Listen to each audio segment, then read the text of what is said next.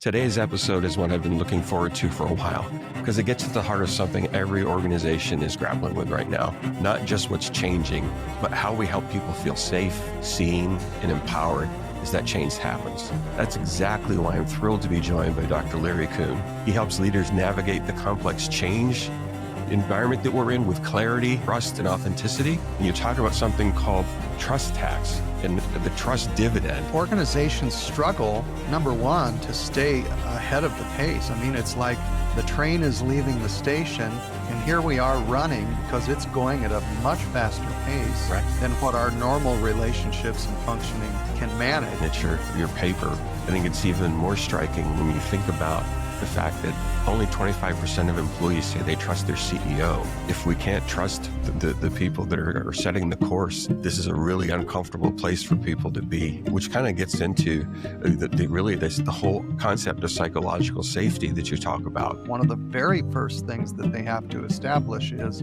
can I trust you? I mean, it goes back to a very primal place. People are the areas where there's the greatest asset.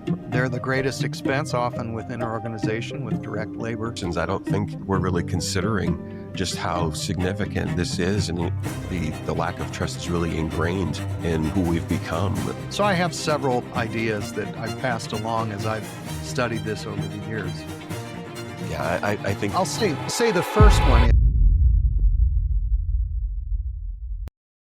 Hello, and welcome to another episode of the Signal Room podcast. Today's episode is one I've been looking forward to for a while because it gets at the heart of something every organization is grappling with right now. Not just what's changing, but how we help people feel safe, seen, and empowered as that change happens. The topic for today's discussion is leading through AI with trust, the AI transformation and the human leadership it demands. That's exactly why I'm thrilled to be joined by Dr. Larry Kuhn. Dr. Kuhn is an organizational psychologist and executive coach. He helps leaders navigate the complex change environment that we're in with clarity, trust, and authenticity. As the founder of AspireView, president of Prepare to Change, and a trusted advisor, he's advised Fortune 500 companies and leaders, nonprofit executives, government agencies, and many others. And his specialty is guiding leaders through transformation without losing what makes them human. With over 30 years helping healthcare organizations navigate an ever-changing landscape, he provides expertise in succession planning, leadership development, talent management, and many others. So our conversation this morning is going to start with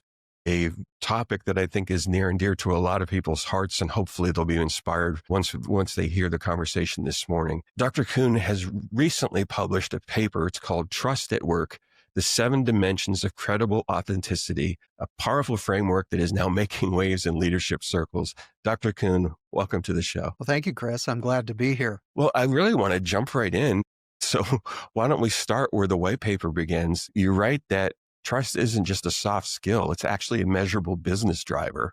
And you talk about something called trust tax and the trust dividend. Can you break that down for us a little? Thank you. Many years ago, Stephen Covey actually wrote a book that business travels at the speed of trust. And I rediscovered that, years later. And I'm like, wow, it really goes back to the heart of things. There is so much change that's happening today. And when change happens, one of the natural reactions that people have is they go back to their very most fundamental need. And this goes back to Maslow and Hertzberg, that we need safety, we need security. Even Erickson talked about a developmental need that a child has. One of the very first things that they have to establish is, can I trust you? Will you drop me? Right. Or not. And I mean, it goes back to a very primal place. And I think that's what a lot of people really are facing now with all of the, I guess, what we would call it, the disruptive innovation that's happening. Right. Organizations struggle, number one, to stay ahead of the pace. I mean, it's like the train is leaving the station and here we are running because it's going at a much faster pace than what our normal relationships and functioning can manage. And I think that's what leaders are trying to grapple with, is how can they maintain just those basic needs when they don't even know themselves exactly what's going to happen. Right. So that trust is a big issue for folks. It's striking how tangible the numbers are. As I was looking at your paper, I think it's even more striking when you think about the fact that only 25% of employees say they trust their CEO. This isn't just a PR problem. It's a culture and performance issue as we're going into a period of time where disruption is absolutely a certainty. If we can't trust the people that are setting the course, this is a really uncomfortable place for people to be, which kind of gets into the whole concept of psychological safety that you talk about. You lay out what I think is one of the most practical frameworks I've seen in your 7 dimensions of credible authenticity. Let's walk through those a little bit and give the listeners a quick tour of what they are and why they matter. Yeah, I think that's a good idea. The foundation of it, I mean, just first defining the problem. Right. You mentioned a statistic. When you think about it, just the problem itself, I think within organizations, people are dealing with processes, technology, and people. And the processes and technology are kind of operational. Right. I mean, we can kind of stay ahead of that. And we think we can check the boxes on those. We got our process right and our tech right. But the people thing is where the problems happen. People are the areas where there's the greatest asset. They're the greatest expense, often within an organization with direct labor. They are the greatest headache and the greatest risk, particularly for HR and senior leaders, whenever you have a risk of turnover, and that's huge cost. So the people side of things is what often gets neglected when we're focusing on tech and processes. Now, when you're dealing with the people, and this is kind of defining what the environment is that we're actually dealing with here when we think about trust. You think about it, there was a stat I found that said back in the 1960s, I think it was 1972, they identified that only about 60 or 70% of the population actually said, yes, I would trust the average person that I meet. That was about 1 out of 2. Right. Well, that has dropped significantly now to 2025, where we're at only about 1 out of 3 actually would say, I trust people that I meet. So you've got a couple of things going on here. Right. Apart from the AI issue, number one, people's trust has dropped in other people. Right. The second thing is, imagine that you're working with a team and you're a senior leader. And this struck me as well. Not only do people just fundamentally not trust as much in general, but also you're dealing with people here who 50% of them, as a clinical psychologist, I understand this, Right. that 50% of the population, when they're asked a question like this, and I often pose this question, can you remember a time when a primary caregiver or someone like your parent was available and responsive to meet your either physical or emotional pain, and they responded to it? Can you remember a time that that happened? And I'm struck, I mean, at the low end, about 50% of the population says, I can't really remember somebody that was there to meet my need. I was there to meet their need. Well, in my just anecdotal evidence of people that I asked that in a clinical setting, about 70% say, I really can't remember my parent or someone being there to meet my needs. So imagine you're sitting with a team. Right. You've already got 1 out of 3 say they're going to trust people to begin with. And then about 50% of those at this point, even at the conservative side, would say, yes, I have a secure attachment, meaning I'm not anxious, avoidant, or disorganized when I'm connecting with others. Right. So we've already got a very, very few people that really have the capability of truly trusting and being authentic just to begin with, let alone throw in the AI piece. So, I mean, it really is underscoring, I think, the need for leaders to understand the core fundamental needs that people have relationally Right. to establish trust. And that's why I wrote the paper, what is it that we can do to increase trust with others? And I think there are some steps that people can take. That's really it's a sobering fact that you bring up, because in the healthcare space, we're already starting from a place where we're swimming upstream. Most people aren't going to get their care and excited to go to the doctor. They've already got some things going on that are concerning to them. And if there's trust in that's not there in that relationship, that can be problematic. But what we're talking about is something even more basic that everyone is dealing with on some level. And probably, I don't know that we're talking about it. We certainly aren't, unless someone like you asks those questions, I don't think we're really considering just how significant this is. And the lack of trust is really ingrained in who we've become. We've got generations now that are, much further down what I would call the spectrum in terms of the influences that are now really driving how they think and what they value. Well, think how bad it's gotten. I mean, just, because I think we have to really get a tangible sense of the problem. In the Yeah. 1970s, people said they trusted the government about 70% of the time. Wow. Think about what, in terms of other institutions like the church Hmm. and law enforcement, it was really pretty high. Right. At this point, the sources that we typically would think you could trust, the government, institutions, law enforcement, physicians, Right. organizations, that's dropped now from about 70% down to 25%. And currently 21% of employees strongly agree Hmm. that they can trust the organization. So that means that there's about 80% that don't fundamentally trust the organization. 43% trust their manager to act with integrity. 25% trust their CEO. And even at this point, 24% of employees report trusting colleagues to actually do what they're said they're going to do if they're working at home. Right. I mean, it's really gone down. And I think, okay, certain positions you're not necessarily going to trust. The car salesman, not likely going to Yeah. trust them. Why? Because they have, a dog in the fight. They're Sure. trying to make some money. But even these types of positions like pastors, physicians, Right. police officers, other family members, coworkers, that has extremely eroded. I mean, it is really a high need, I think. And we're not just dealing with processes and technology here with AI. That's right. It's a relational thing. So I have several ideas that I've passed along as I've studied this over the years. Yeah. I think, I'll say the first one is reliability. One of the most important things that a person can do is basically do what you say you're going to do, follow through on it. And I think sometimes we're so busy.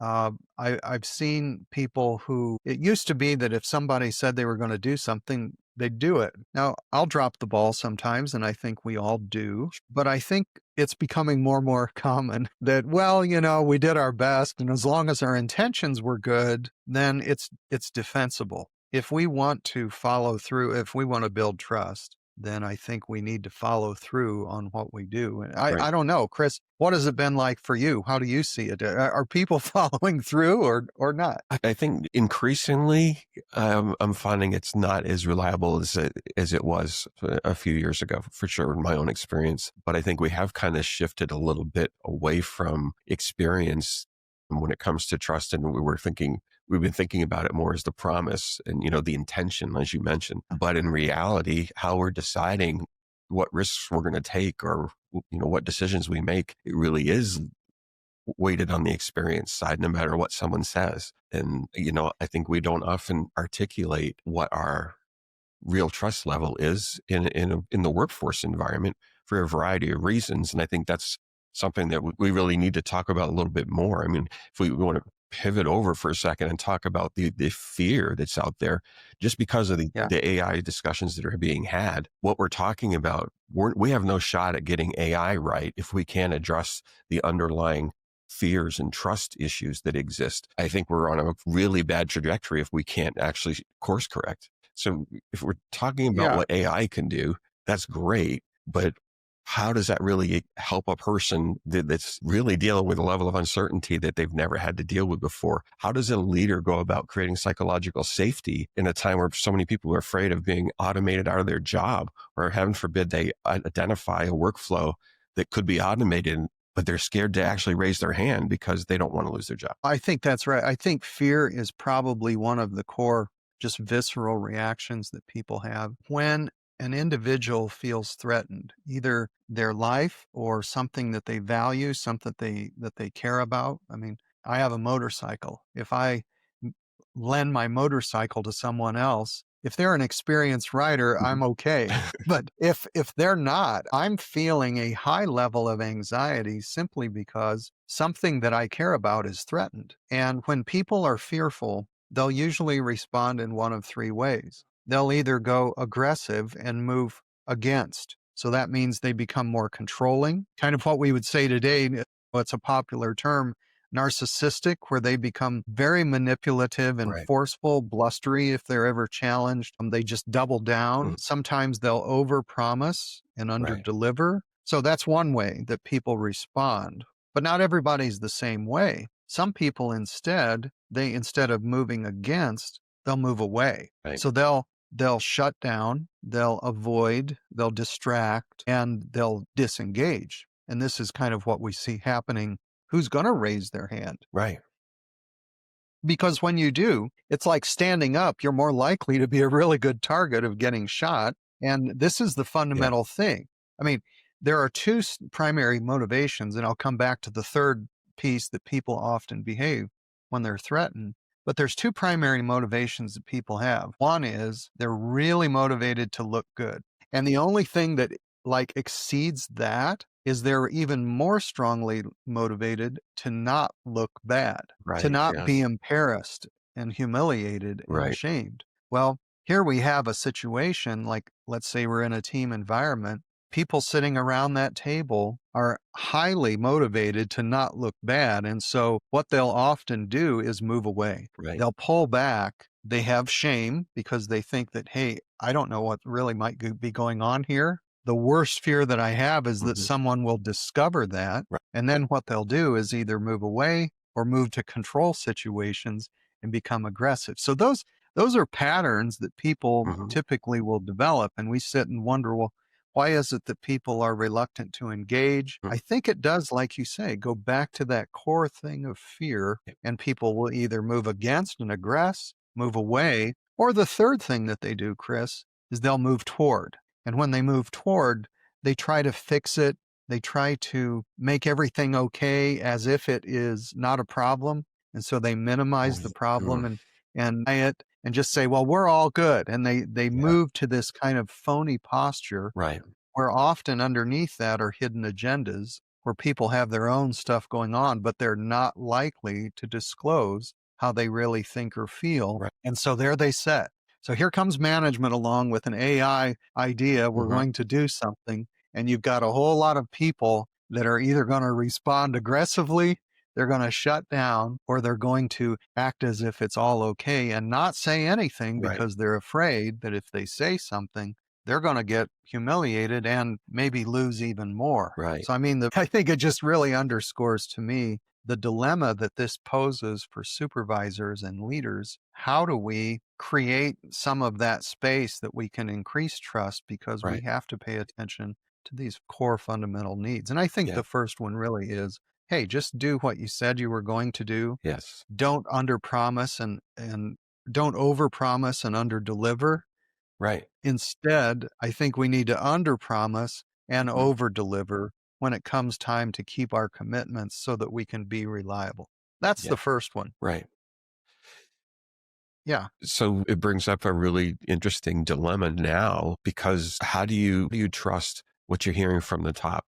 For example, if you're the CEO and you get out front of your team and you're saying, hey, no one's going to lose their job, that's about as big of a risk that you could take, because deep down you understand that disruptive innovation is going to change things dramatically in the types of work that we can do. Now it changes. So if you can empower your workforce to be able to do more meaningful work and eliminate some of the more routine and monotonous tasks, while that's an exciting thing from a technology and innovation standpoint, you still have to get past that trust barrier so people can really open up their thinking. Because the reality Yeah. is, if you want people to really be part of this evolution and bring value, particularly in healthcare, because we know that the resources we're talking about, there's a scarcity, there's not a surplus in a lot of, particularly in clinical roles, whether it's nursing or providers. So this is a really big obstacle that we've got to be able to overcome.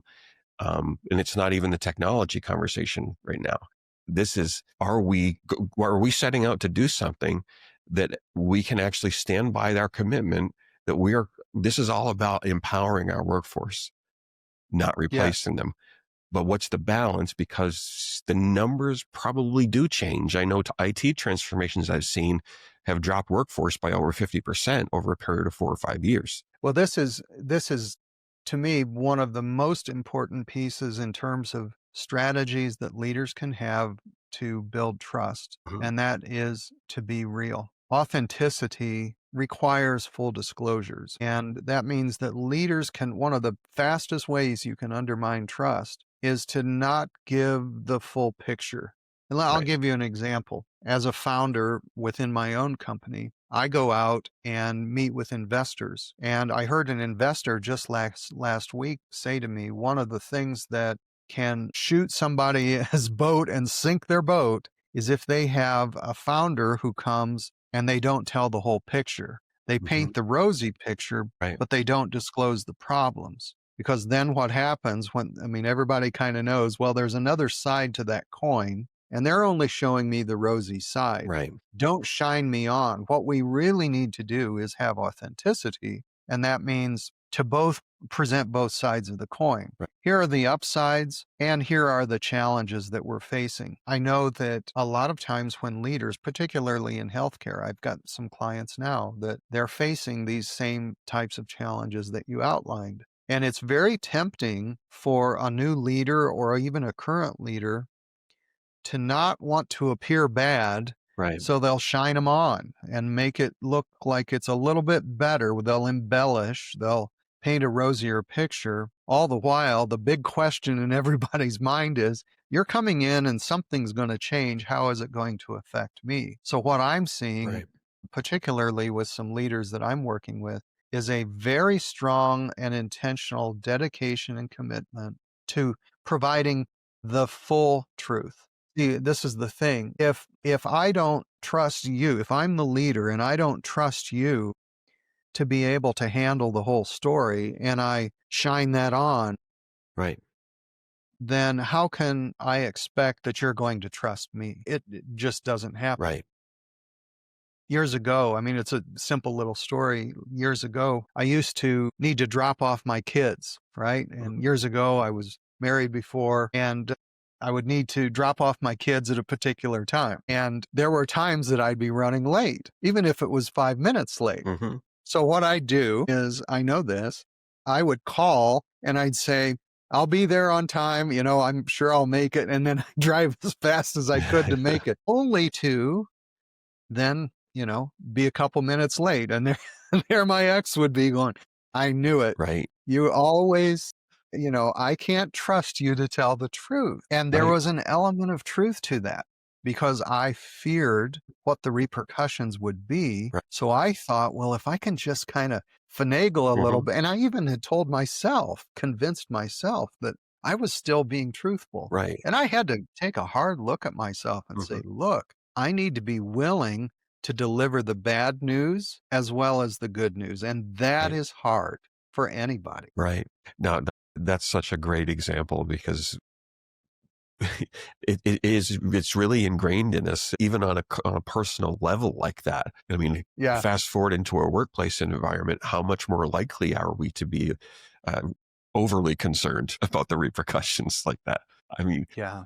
it's remarkable. I think as we're starting to kind of wrap our conversation, I think what would be really helpful, I think, is give me some of what kind of advice would you give leaders who are trying to navigate and you know, get their organization through such a massive AI shift? I mean, back in the 90s, we all of a sudden had jobs that were impacted by the internet. I think this is, I don't even know from a order of magnitude standpoint, this is what is it, 100x, 1000x? I don't know. It's crazy. Yeah.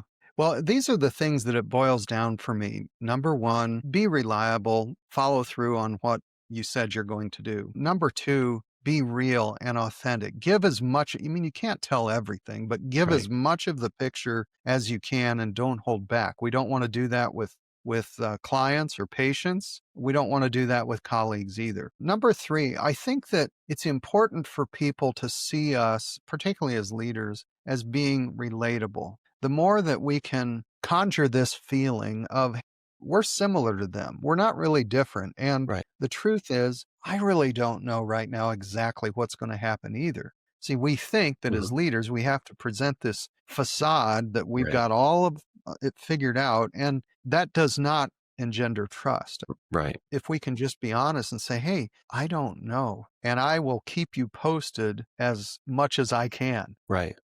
Let's have let's have some space that we can carve out. And I think this is important to carve out space where people, it's okay for them to weigh in with their concerns. Right. See, if we say, hey, we've got our story all sewed up and we're selling that, if people feel like they're being sold something, there's no space for them to have concerns or Right. to raise issues. So what do they do with that? They won't raise it Right. because they don't want to look bad. So then they go and talk about it with everybody else. So Yeah. I think that's the piece of relatability. Can we be, active and proactive about creating space? The other thing I think is we have to be ready. By readiness, I think about that story, that most people, a lot of people, unfortunately, can't even remember an experience where there was a person who was responsive and available to them. Right. So that's about creating that space so that you can be available to respond to what somebody needs. So being real, being receptive Mhm. so that you can create the space to hear the challenges that people have. Right. And then finally, I think we need to do our homework. We need to be able to provide a rational explanation for what's going on, not to minimize that Right. or just kind of polish it off. No, let's get our facts and deal with facts and Right. not just conjecture and not just being salesy about it. People can smell it a mile away Yeah. when there's something fake. Let's be rational and provide some good evidence for what is going on, what we know and what we don't know. That's what I like to use. Here's what Right. I know. Here's what I don't know. Yeah. Here's what we know for sure. We're committed to everybody being successful here as best we can, Right. but we're not going to be your sugar daddy. We're not going to take care of everything. You may have some challenges Right. here, and we really are facing challenges. No, that's incredibly powerful advice. And I think the message really needs to get out there loud and clear. This is not a drive-by kind of a fix we're talking about. This is going to take a commitment. You can't create that space by having an open town hall meeting every 6 months or something. No, it is fundamentally trust is a relational thing. It's Right. not something that you can solve with information. And that's been the challenge recently is Yeah. we think that the problems that we're facing can be solved with more information, more internet, and more chat GPT. Just solve it with information. Right. We can't. It has to be that connection. Yeah. And that means vulnerability on both sides. Dr. Kuhn, I think as we wrap, it occurs to me that there's probably a lot of listeners out there that are in a situation where they're having to make these kind of leadership calls. How can someone reach out to you? Yeah, because I'm certain that there's going to be people who will really need your expertise. I know I'm inspired by it, and I know I have to start thinking a little bit differently about how I even influence things in my own family. But this is important. And, if you could just tell folks how Yeah. they can get in touch with you. I find myself, I guess, wearing two hats most of the time. One is as a clinician, and I'm working with people on deeper issues, relating to anxiety and depression and things like that, Right. or relationships. But then I spend most of my other time, and this is most of the time, is working with leaders. And so how can people reach me? We have our website is AspireView. That's ASPIRVUE, aspireview.com. And they can connect with me there, Dr. Great. Larry Kuhn, DrLarryKuhn at aspireview.com. And I would be more than happy. We've got a team of coaches, and these are the type of things that we just provide another set of eyes to help Right. people. Often I have CEOs who just call me and they say, I need to bounce something off of you. Hmm. And sometimes it's an ethical type of dilemma, Sure. and working through that with a lens to look at the relational side, that can make a huge difference. Dr. Kuhn, thank you so much for your time and sharing your insight and your leadership in the space. For all of our listeners, if you're navigating change, thinking about AI, or just wondering how to make your workplace more human, go and read The 7 Dimensions of Credible Authenticity. It's a must. The link you'll find in the show notes. And again, I will make sure that you have all the material that you need in the show notes to be able to follow up with Dr. Kuhn.